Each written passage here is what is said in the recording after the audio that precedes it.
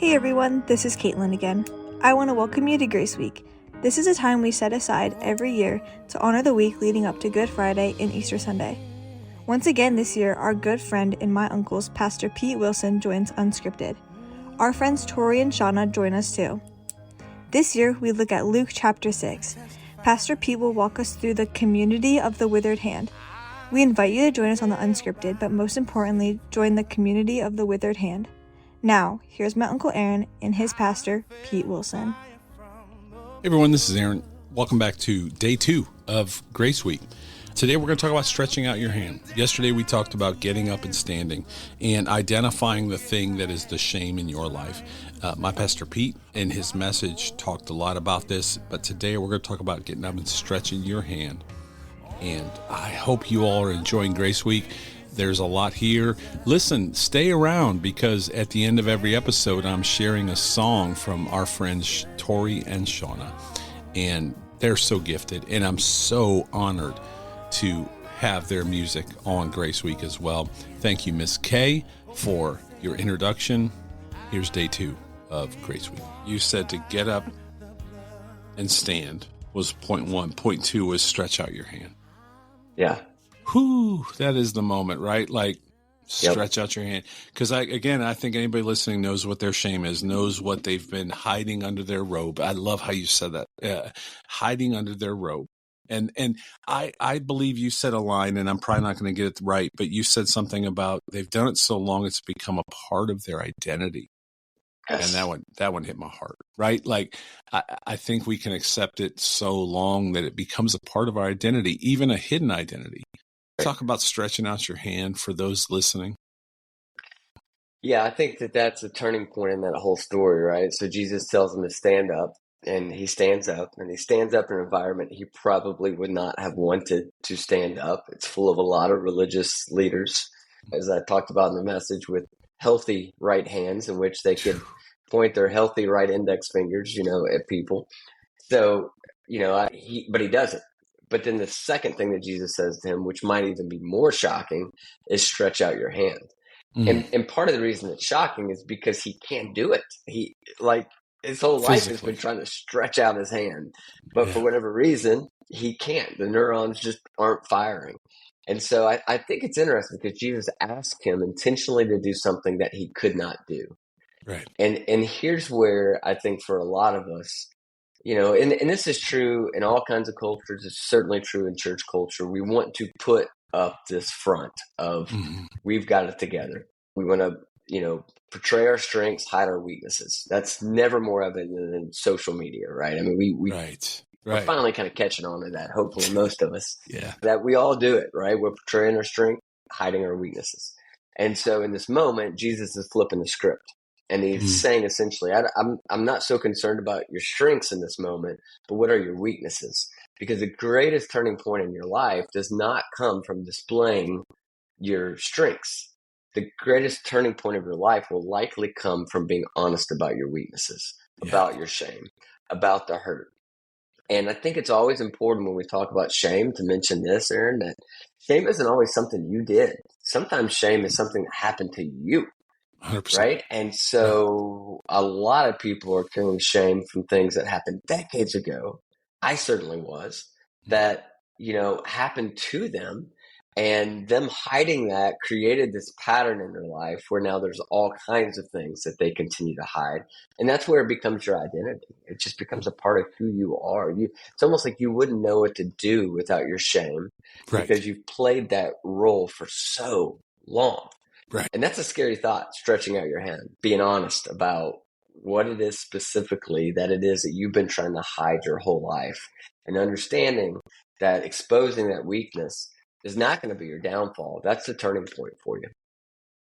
Tough question for you. When someone does stand up, exposes their hand, it's become a part of their identity. Where do they go next?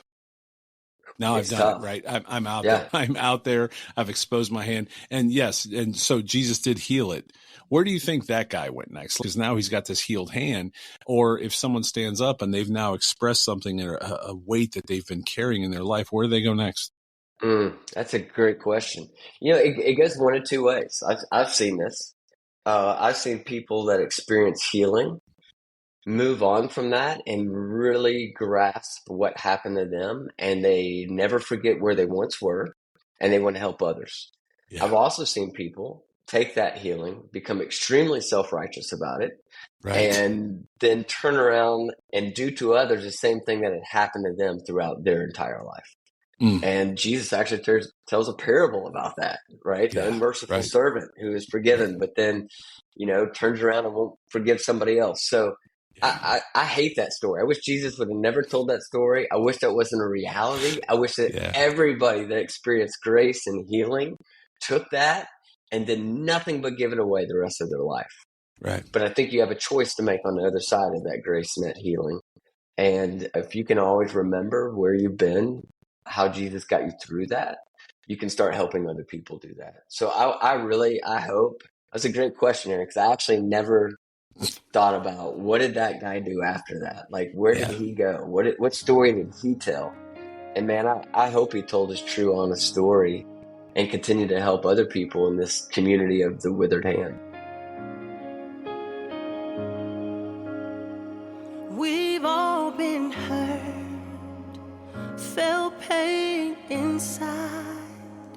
That's when our worship should be magnified. 'Cause God is greater than any storm, and He is closer when we feel alone. The Lord is close to the brokenhearted. He is here. Jesus is here for the lost and for the hurting. He is here. Jesus is here.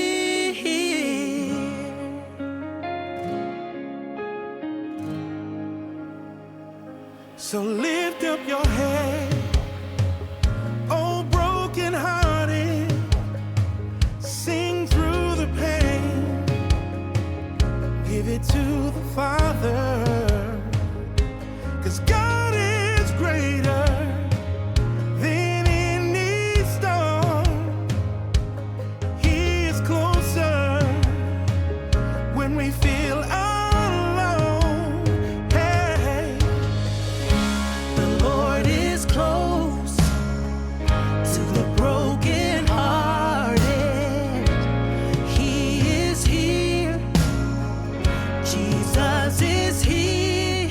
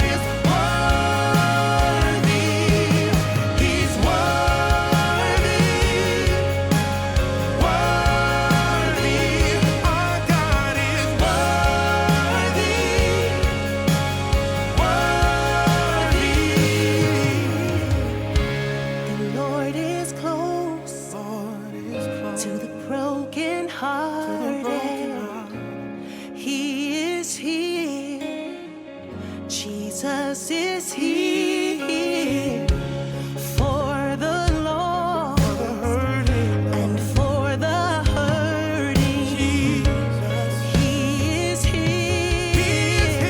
Jesus is here. The Lord is close to the brokenhearted.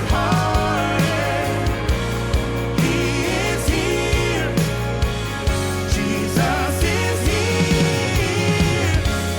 for the lost and for the hurting. He is here. Jesus is here. He's here. Yes, he's here. Lord, we worship you. Oh, he's worthy. Glorified. We give you honor. Oh, yes, we do. Give you glory. Oh, yes. We magnify your holy name. Holy name. And we say, the Lord is close to the brokenhearted.